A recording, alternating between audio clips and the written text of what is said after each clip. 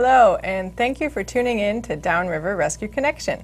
I'm your host, Patty Radikovich, and it is my pleasure to share with you information on animal-related topics and the animal rescue community. On today's episode, you're going to learn about my organization, Basil's Buddies. Basil's Buddies is a 501c3 not-for-profit animal welfare organization. On the last episode, I told you that we like to work both sides of the rescue equation. So while we do some traditional rescue, as well as some specialized rescue, which you'll hear about in just a few minutes, we also provide programs, services, and resources to help keep pets with their people so the pets don't end up in the shelter system. As you can imagine, running a nonprofit organization, let alone one that has animals, takes a lot of work, and I certainly can't do it all by myself. So today I have brought on three wonderful people who are really at the heart of Basil's Buddies and have helped to keep this organization running. Not only do they provide behind-the-scenes administrative work that helps to keep the organization running, but they also work in front, out in the trenches, working one-on-one with the animals, as well as interfacing with the public. You're going to meet one of those later in the show, but for right now, I'd like to introduce you to two wonderful women that I am proud to call not only fellow board members, but also my close personal friends. So I'd like to introduce you to Julia Funds, who is the Vice Chairman and Adoption Coordinator for Basil's Buddies, and Dr. Lucretia Greer, who is Basil's Buddies Medical Coordinator. So thank you guys for coming on the show. Thank you for having us. Thank you for having us. All right, Julia is going to be answering questions a little bit later about our adoption program, and Dr. Greer is going to be talking about the different veterinary services that we provide to the public. But first, I want to answer some questions that were submitted by you, the viewers. Before each episode, I am going to post to our Facebook page the upcoming guest for our show. And then you'll be able to submit questions that I can ask the guest on the air. So today's questions comes from one of our biggest fans and also one of our most awesome volunteers, Mary G. So everybody say, hey, Hi, Mary. Hi, And we'll say hi to Slade, too, the little helper that comes along. Slade. And Mary asked two questions. She asked, how did Basil's Buddies get started? And who is Basil? So I'll answer those questions first, and then I'll turn over the show to Dr. Greer and Julia. So Julia and I met many moons ago. We were actually on the board for another rescue group, and we just decided that it wasn't a good fit for us. So we vowed that one day we would start our own rescue. Fast forward a couple of years, and I adopted my first two dogs as an adult, and they were two little black lab puppies, Basil and Sebastian, two brothers. I had the dogs for a while, and actually when I first met Dr. Greer was when Basil broke his leg, unfortunately. And I went to take him to my regular vet. She wasn't available, and in walked Dr. Greer. And since then, she's been treating all of my medical misfits, and we have developed a close friendship. So unfortunately, Basil passed away from cancer unexpectedly in 2006. And shortly after that time, I told Julia, you know what, I think it's time. I think we need to start the rescue. And she said, yep, you're right, let's do it. So I went out to Best Friends, which is the largest animal sanctuary in the U.S. out in Utah, and I trained with them. And we came back, and in 2009, we started Basil's Buddies. Now, we did something a little bit different. We went against the conventional wisdom at the time, and conventional wisdom says don't have a vet on your board because it could cause a conflict of interest, or you're going to meet philosophical differences which you won't be able to encounter or to overcome. But Julia and I said, you know what, we know Dr. Greer, she's really great, we think it'd be in our best interest to ask her to be on the board. So we did, and it's probably, we'd agree, that's one of the best decisions that we made because we are able to do so many more things with Dr. Greer's assistance. And so I'm going to talk to you guys right now about the different programs and services that she helps bring to our rescue group. So Dr. Greer, one of the things that we offer is a low-cost vaccine clinic to the public. And that was actually your idea. Julia and I resisted at first, and you pushed us into it. So tell us, why did you think that having a low-cost vaccine clinic would be a good idea? Well, having a low-cost vaccine clinic was important because there's so many pets that go unvaccinated because people just can't afford, routine veterinary visits and veterinary care. And there's more animals and more, stray animals that could be in a home, and they could be very wonderfully cared for if there were some assistance to, help people to care and keep up with routine things. We see a lot of things like parvovirus, bordetella, rabies. Legally, the Michigan law requires the rabies vaccination be done every 3 years, and some people just can't afford to keep up with them, the cost of the vaccines. More importantly, there are some people who choose to purchase vaccines from like the feed stores and things like that. And in terms of like the quality of the vaccines, it's a lot of question and concerns. We see a lot of vaccine reactions when people choose to use those types of vaccines. So the idea was to be able to offer good, high quality vaccinations that that they could get if they were done at a veterinary clinic, but at a secondary source, like a low-cost clinic. So it's a way to give back to the community veterinary service and some veterinary care without them having all the expenses that come with a veterinary visit. So it's not ideal, and we always recommend that you, especially if there's a problem, that you seek veterinary care. But for the healthy animals and routine, and to keep pets current, so dogs can get licensed and people are able to have their pets without all the additional expense, it's a way to give back to the community. So. Well, can you talk a little bit about the vaccines themselves? Because we advertise that we have high-quality, non-adjuvanted vaccines, and a lot of people don't understand what an adjuvant is and why it would be important to have a non-adjuvanted vaccine, and why we chose to do those vaccines instead of cheaper ones. Yes, that's a very important thing. A lot of animals that have reactions to vaccines have them because of the adjuvants added to the vaccine. What an adjuvant is, it's a chemical compound added to the vaccine to stimulate the immune response. So there's a number of different manufacturers for the different vaccines that are available. There's a number of different companies.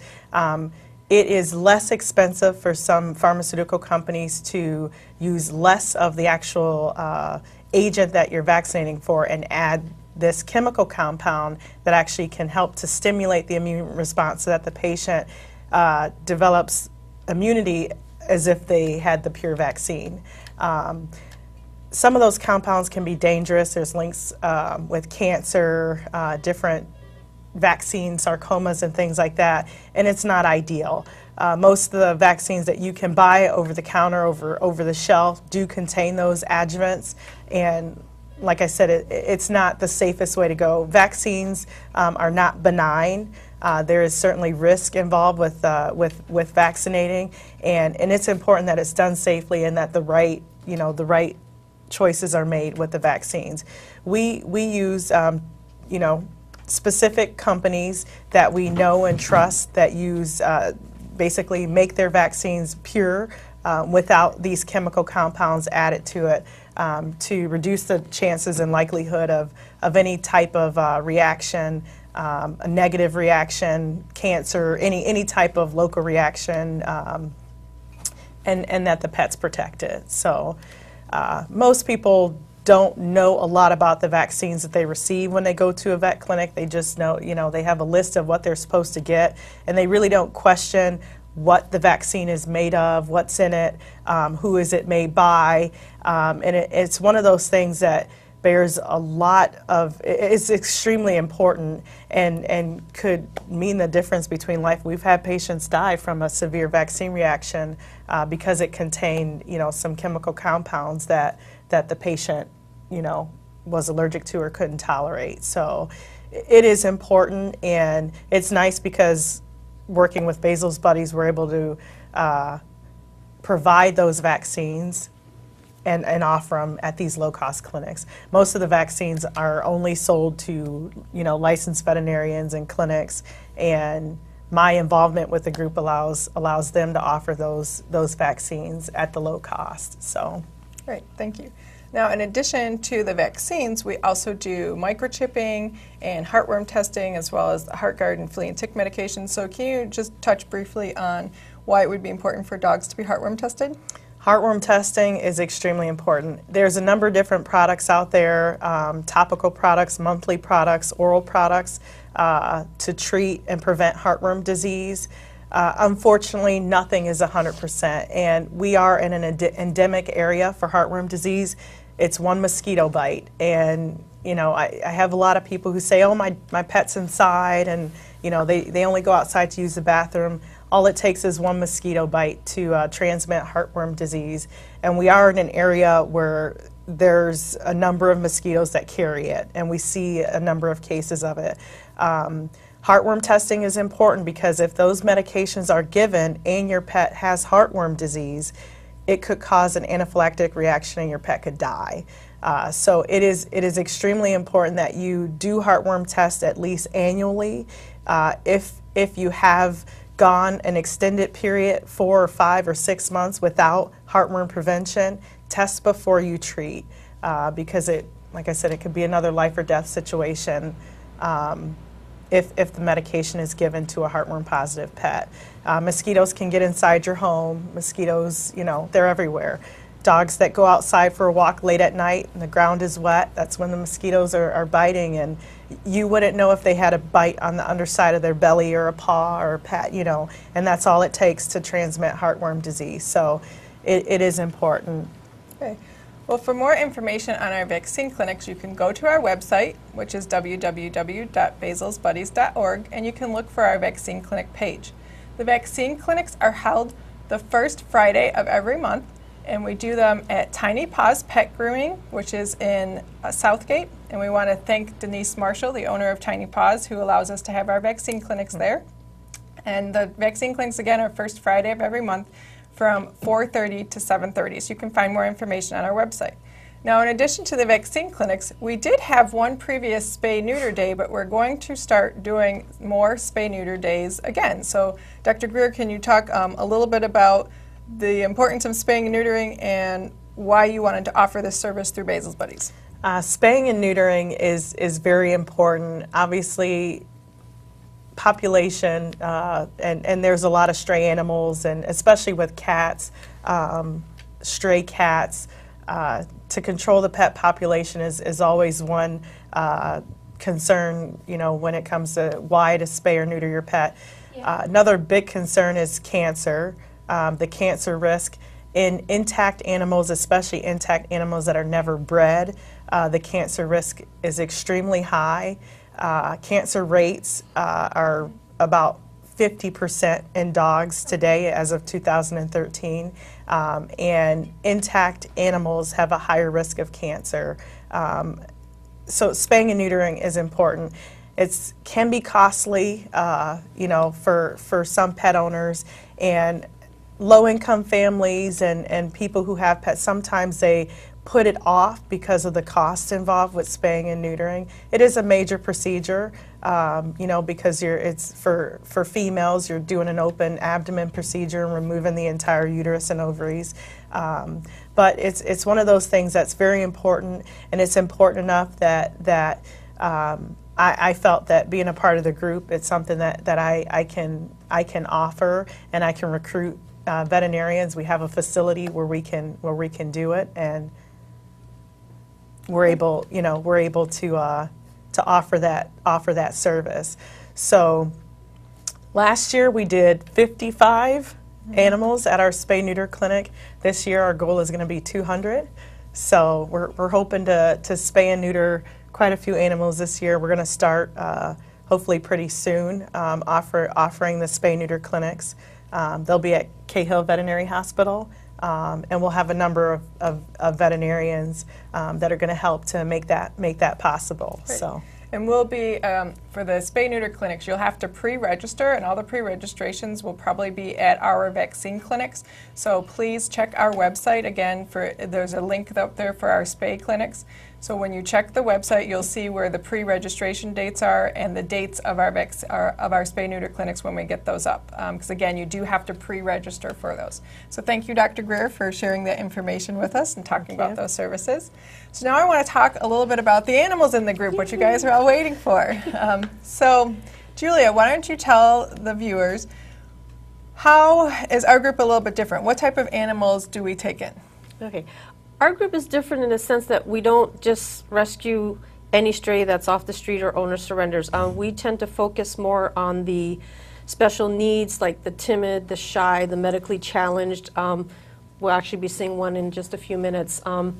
We tend to do that because those are the ones that need the help the most. And, you know, a lot of times if you see one like that in the shelter, they're less likely to get adopted. Most rescues groups will not pull them because they will end up costing a little bit more money to take care of in the long run. But those are the ones we feel need our help the most, and so therefore those are the ones we do. Right. So part of that is because we get the ones that are medically challenged, we do have a hospice program that we run, and this is not a hospice where owners can come and turn over their animals to us. We will give the owners advice on what to do if their animal requires hospice care, but these are the ones that come out of the shelters. And we have one that we're going to bring out right now, and his name is Gibbs. He's actually a recent addition to the group. We weren't aware that he was a hospice cat. Yes. Julia actually saved him to take him to another rescue when we turned out that he was hospice, so we decided to keep him with our group. So this is Gibbs. Say hi, everybody. So this is Mr. Gibbs. He's about 8 years old. And originally I pulled him because another rescue was going to pull him, but then they saw he has a cataract and decided, oh, he's too old to be adopted. So, you know, I didn't want him to have his life end in a shelter, so I pulled him and then took him to Dr. Greer, and we found out that he has a grade 4 heart murmur, so he is not adoptable. We're hoping to keep him healthy and happy and spoiled until, you know, his time comes, but he will be very well taken care of, and, you know, he's in our hospice program. Say hi, everybody. He's doing really good. So yeah, that's Gibbs representing our hospice program today. Yeah. So Julia, if you can tell the viewers a little bit, what's our application process like? So if somebody saw an animal online, on Pet Finder, or if they went to our website, or if they saw one inside the store, what do they do? Okay, we do have an application process. We do ask people to fill out the application. It's a two-sided, two-page application. A lot of people say, wow, it's like adopting a child. Well, yes, these are our children. So it is, yes. We do require the application. Once the application is complete, usually if you're at an adoption event, we can usually give you an answer right there and then. If it's not, if you don't have access to the form, is it online? I believe it is online. Yes, it's online. If not, some people don't have computers. We can physically mail it, or I've even driven to people's home to bring the application. Those type of situations usually will ask people to give us about maybe 2 or 3 days to have a response back, but normally it usually doesn't take longer than that. So once it's approved, then we set up a meet and greet. We don't like to do the meet and greets before the application process is completed, because if the animal is not a fit for your family, or your family is not a fit for the animal, then there's no sense stressing the animal out into a car ride to do a meet and greet. So we kind of do it a little bit different than other groups. Great. So I would like to bring out some of our adoptable animals.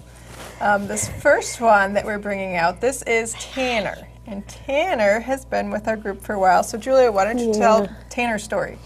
Tanner, I actually pulled Tanner from a local shelter when he was 6 weeks old. Again, he was one of those medically challenged ones that probably would not have made it out of the shelter. He had a severe eye infection in his right eye, and he is now 2 years old. So he's been through a lot. The eye infection almost cost him his life, but he's a real trooper, and as you can see, he's happy, healthy, and spoiled rotten. We call him Tanner the Clown because he does, if you hold the treat up, he'll actually twirl like a ballerina. I always tease him one day I'm going to buy him a pink tutu and put it on him, and he also sits kind of funny. And this is actually Tanner's second TV appearance. Yes. Tanner was on another show that we were invited to do a while ago. And there's really nothing wrong with Tanner. He would make a great cat. It's just one of those things. We brought him in again because of the medical issue, and you know, he just needs to find the right home. Hopefully somebody watching will be interested in Tanner, and he can get adopted. Yeah. We can keep him out here if you Thank think you. he'll sit. I think he'll sit. Yeah. All right, and I think then he'll sit. we're going to bring out. You want to give the cats, Dr. Greer? Oh. We're going to bring out the next one, and actually Diane's going to bring out this cat. This is the other volunteer that I was talking about that I want to introduce you to. This is Diane Tyrell, and she is one of our foster moms, a really great foster mom, and this is her baby here, Pangur Ban. So Julia's going to tell you a little bit about Pangur. Okay. Okay. Well, Pangur's about 2 years old, and she was a rescue. She was found as a stray and not in very good condition. And Diane has lovingly, you know, brought her back to health and, you know, made sure that everything is taken care of, and she's now up for adoption. She sort of has a nickname. I think Patty came up with one. We call her the Sweet Tart because she's a little sweet and a little sassy. And it's a perfect fit, but if you're interested in Pangur, you know, just feel free to get a hold of us, and we can set up a meet and greet once the application process is completed. And Pangur's a little nervous in the studio, so we're going to put her back. Yeah. Or actually, maybe she wants Julia to hold her. Nope, nope, nope. No, Pangur wants to go back into her carrier. So those were just a few of the adoptable animals that we brought with us. And can you talk about a few of the other ones that we have available? We have Jackson. He is approximately 2 years old. He's a domestic short-hair male, very loving. He was actually rescued from the streets of Warren, extremely skinny. You picture a walking skeleton, skin hanging off bones, and that was Jackson. I'm happy to say with a lot of good groceries, he is now a happy 12-pound kitty. And we also have Butch and Sundance that Diane also fosters. They are 9 months old now. 9 months old, they're brothers. Extremely sweet, playful, loving, and who else do we have? Well, we have Fern, but she'll be on a different show. Fern has some issues that we're dealing with first. Yes, those are another type of animals that we deal with, the behavioral type of issue kitties that we rescue. Yeah. So these are some of the ones that we have available right now. And people have asked us before, are you an all-cat rescue? Because we haven't seen any dogs lately. We do rescue dogs, just right now we don't have any with us. And like I said, you know, we do specialized animals. The animals tend to stay with us a little bit longer, and so it does end up costing a little bit more money for us to care for the animals because they do have medical conditions and they're staying with us longer. So we bring in animals as our funds allow.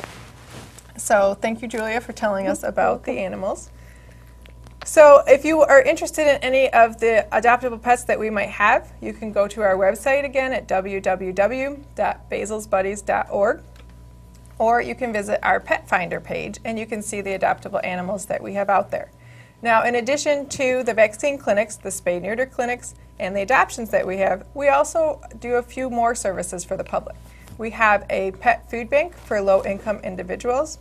And with this food bank, basically, we're trying to help people who otherwise can't afford food and are facing the decision to give up their animals. We don't want them to do that.